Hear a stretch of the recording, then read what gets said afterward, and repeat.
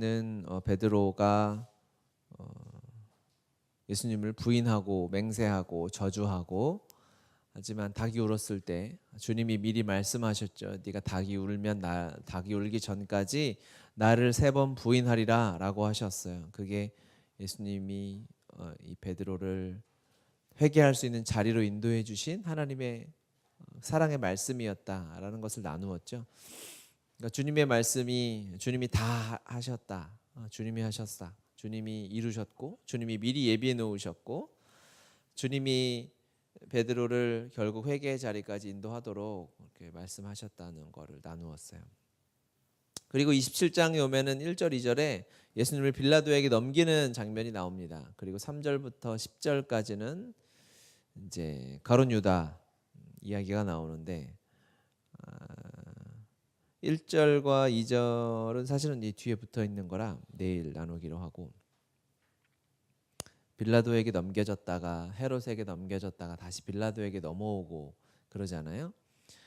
그 마태복음에는 헤롯 이야기는 안 나오지만, 그래서 그 얘기는 어쨌든 세상의 재판정에서 당하신 그 주님의 모습은 내일 나누고요. 오늘은 가룟 유다 이야기를 나누겠습니다.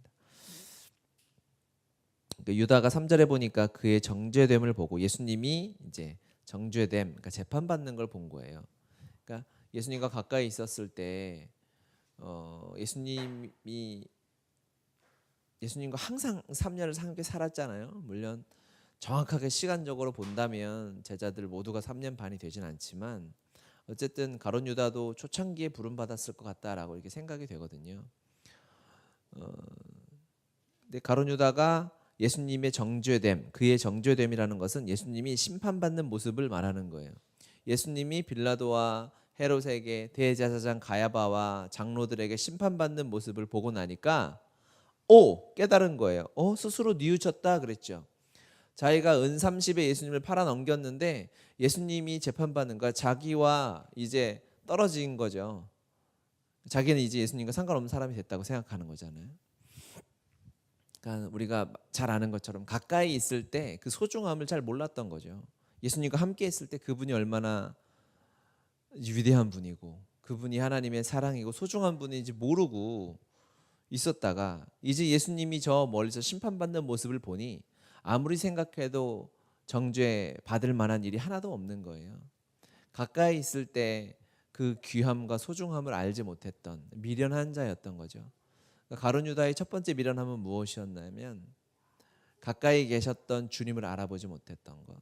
주님이 매일매일 주시는 그 은혜와 사랑에 감사가 없었던 거죠. 주님이 우리에게 주시는 이 매일의 은혜와 축복이 있습니다. 그것을 우리가 감사하지 못하면 예수님을 팔아넘기는 일은 하지 않겠지만 똑같은 함정과 오류에 빠질 수가 있어요. 나중에 잃어버리고 나서 후회하게 되는 거죠. 굳이 성경 안에서 찾지 않아도 세상에서도 좋은 강연만 들어도 다 하는 겁니다. 매일을 감사해라, 부모님을 감사해라, 이 나라를 감사하고 하루하루 건강하게 살 수 있음을 감사해라, 이런 얘기하면서 막 감동적인 강연들 하지 않습니까? 굳이 성경 본문 찾아보고 그 뜻을 해석하지 않아도 우리가 다 알 수 있는 거예요. 가룟 유다가 그러한 세상의 일반적인 상식만 있었어도 이런 어려움을 당하지 않을 수도 있었던 거죠. 우리에게 최소한 그리스도인은 감사가 넘치는 삶을 살아야 합니다. 어떠한 상황 가운데서도 우리에게 주시는 감사해야 할, 제가 감사하면 항상 드리는 말씀이 있죠. 말씀은 어딜까요? 빌립보서 4장. 양치 안 하고 오셨어요? 왜 이렇게 말을 안 하세요? 4장 6절과 7절. 그렇죠? 아무것도 염려하지 말고 다만 모든 일에 기도와 간구로 너희 구할 것을 감사함으로 하나님께 아뢰라. 그리하면 모든 지각에 뛰어난 하나님의 평강이 그리스도 예수 안에서 너희 마음과 생각을 지키시리라. 아멘. 왜 이거를 아무것도 염려하지 말고 감사해야 한다고 했죠? 하나님이 어떤 문제를 주셨어요. 기도 제목이 됐어요. 그래서 간구를 해야 되는데 염려하지 말라는 거예요. 감사함으로 해야 된다는 거죠. 왜?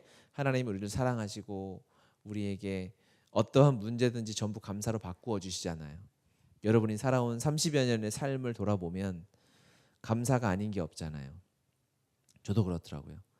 제가 힘들게 고생했던 것, 집이 재정적으로 어려워졌던 것, 제가 혼났던 것, 아팠던 것 지나고 보니 모두 감사해요. 그러니까 믿음을 가진 우리는 지금 눈앞에 닥쳐온 문제도 어차피 하나님이 그것을 감사로 바꾸어 주실 거니까, 그게 하루가 하루 뒤가 될지 1년 뒤가 될지 그건 알지 못하지만 어차피 주님이 그것을 감사로 바꾸어 주실 것이기 때문에 믿음으로 우리가 지금 감사함으로 기도해야 한다라는 것이죠. 이게 믿음을 가진 자들이 세상의 문제와 어려움을 대하는 태도인 것이고, 매일매일 하나님 앞에 어떻게 살아가야 하는지의 태도입니다. 어쨌든 유다는 그런 큰 실수를 하고 그 은30을 대제사장에게 가져갔지만 그들이 거부하죠. 뭐 이것도 할 얘기가 많지만 그건 뭐 다음에 하기로 하고, 그러니까 베드로와 유다의 삶이 마태복음에서는 굉장히 비교가 되도록 만들어 놨어요. 베드로의 삶을 보면 베드로도 예수님의 제자였습니다. 유다도 제자였어요. 그런 성경에 보면 베드로가 잘했던 장면들이 성경에 많이 기록되어 있잖아요. 그런데 실수한 장면들이 훨씬 많죠. 유다는 어땠을까요? 성경은 나중에 쓰여진 거잖아요. 베드로가 교회의 지도자가 됐습니다. 그러니까 베드로 중심으로 이야기가 기록되어 있을 것이다라고 생각이 들고요. 유다도 예수님 곁을 3년을 따라다니는데 3년 동안 유다가 죄만 지었을까요? 멍청한 짓만 했을까? 그렇지 않아요. 유다도 베드로와 같이 예수님 곁에서 제자 생활을 잘 했겠죠. 그러니까 예수님이 최후의 만찬에서 너희들 중에 하나가 나를 팔리라라고 했을 때 제자들이 알 수가 없었던 거예요. 티가 하나도 안 났어요. 그렇죠? 티가 나질 않았어요. 가룟 유다도 평범했거든요. 그냥 평범이라기보다 제자들과 일상적이었어요. 똑같았어요. 그러니까 뭐 예를 들어서 여기서 제가 오늘 뭐 예배가 끝나고 아침에 가서 야구를 하러 갑니다. 그러면 누가 할지 여러분 생각이 딱 나잖아요. 저 사람들이 하겠구나. 평소에 티가 다 났어요.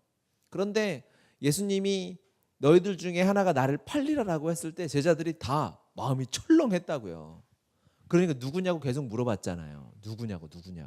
그러니까 주님이 가룟 유다 너다라고 이렇게 비유적으로 나랑 빵을 같이 떼고 가룟 유다가 접니까? 너다 이렇게 물어보니까 대답해 주는 장면이 나오죠.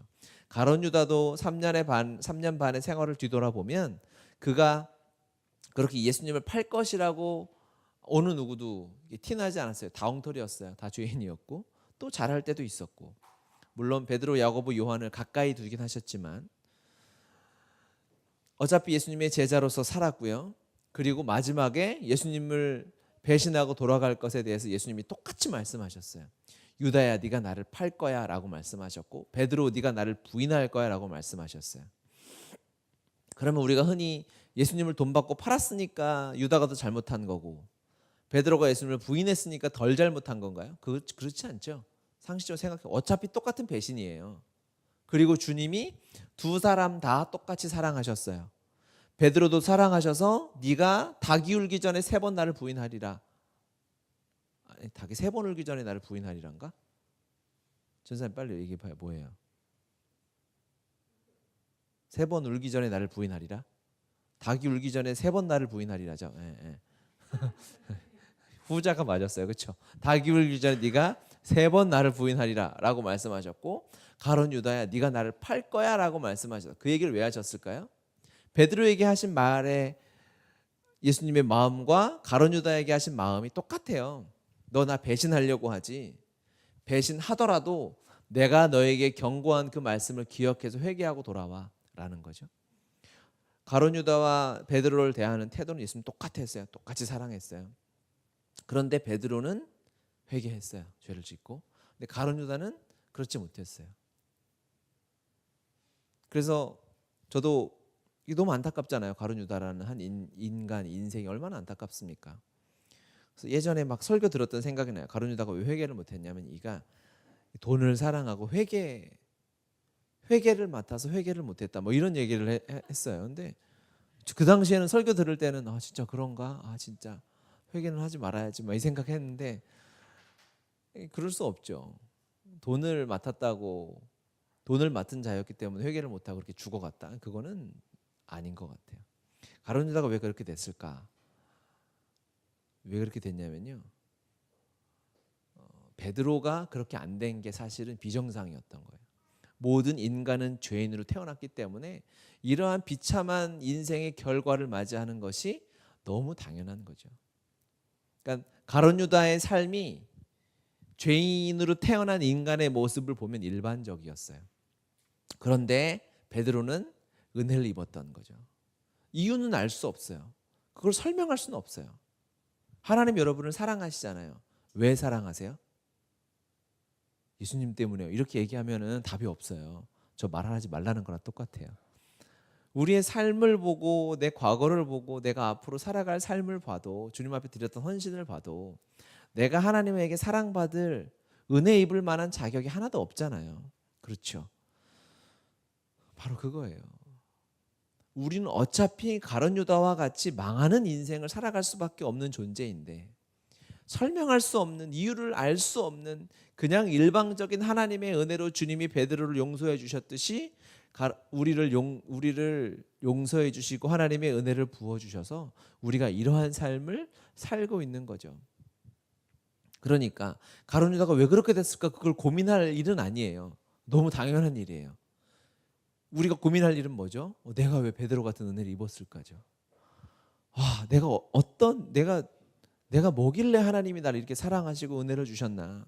내게 주신 이 십자가 사랑이 얼마나 대단한가? 그것을 묵상하고 그것을 기억하고 그 사랑에 감격하는 하루하루가 되시길 바랍니다. 우리의 결론은 가룟 유다와 똑같은 것이었다. 하지만 우리의 결론이 유다가 아니라 베드로가 된 이유와 목적, 당연히 예수님 때문이겠죠.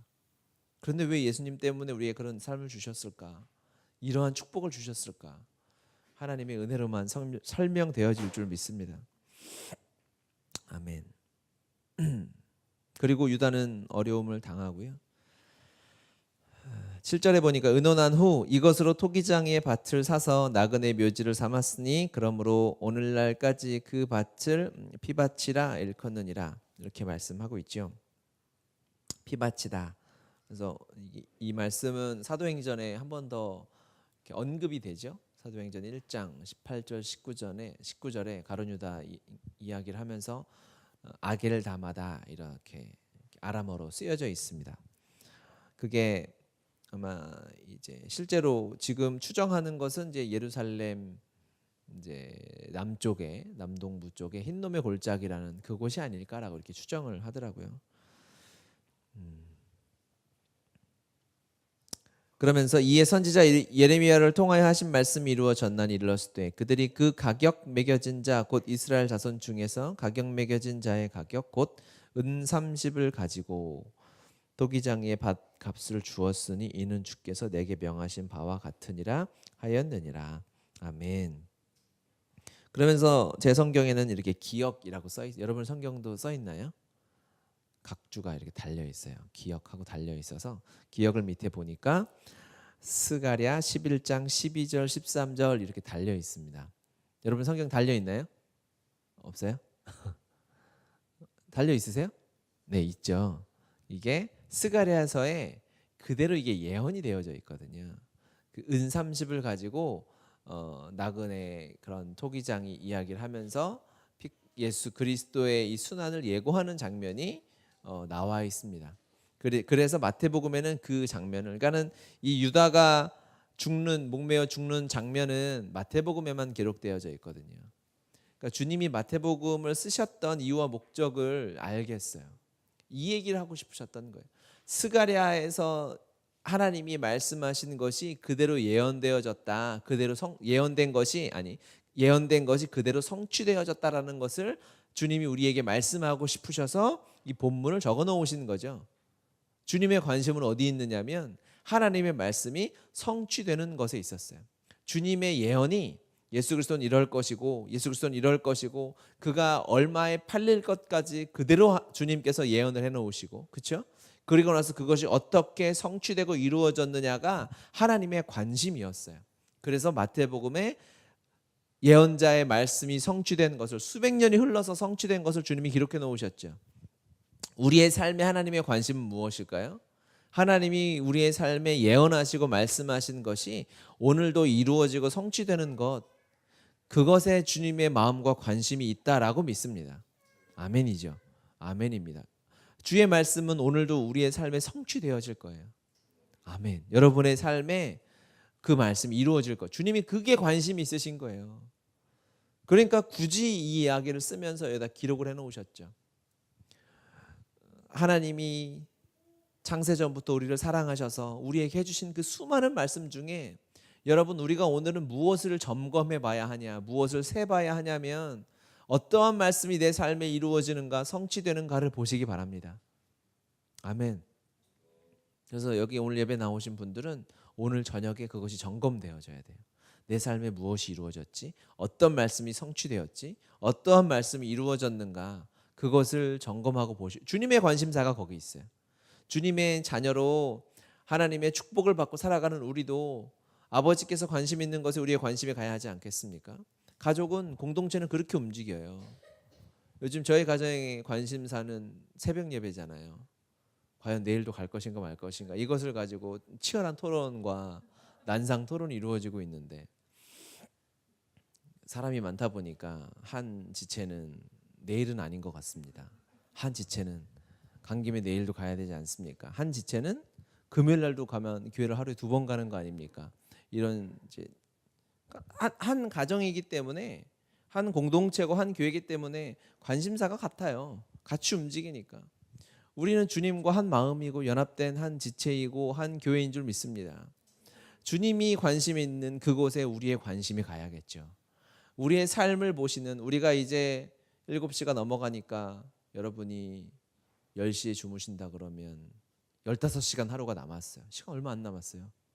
15시간이 지나면 하루가 이렇게 갈 텐데, 이 10시간 넘는 하루에 무엇을 관심을 가지고 살아가는가? 내가 왜 살아가고 무엇이 내 삶의 관심일까? 주님이 주어지신 주님께서 내 삶에 허락된 일들을 내가 기쁘게 감사함으로 해야 하는 거 당연히 맞지만, 더욱 우리가 관심을 가져야 할 것은 아버지의 말씀이 내 삶에 어떻게 성취되어져 가고 있는가, 그것을 점검하셔야 돼요. 관심이 거기에 맞춰지면 그것이 보입니다. 우리가 그동안 관심이 없어서 안 보였던 거예요. 내 관심사대로 보이게 되어져 있어요. 제가 교회를 찾으러 다닐 때는 전부 상가에 임대 붙은 것만 보고 다녔어요. 지금은 안 보여요. 지금은 희한하게 안 보입니다. 교회 장소를 얻을 때는 그것만 보였어요. 우리의 관심이 하나님의 말씀에 성취해 있으면 반드시 보이게 될 줄 믿습니다. 그리고 하나님, 우리가 그러면 놀라게 되는 거죠.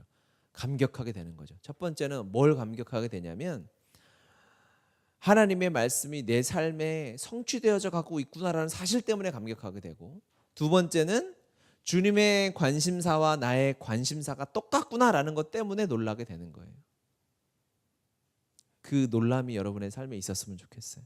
오늘 밤에 그 감격과 놀람을 가지고 내일 새벽을 기대하시는 여러분 됐으면 좋겠습니다. 같이 기도합시다.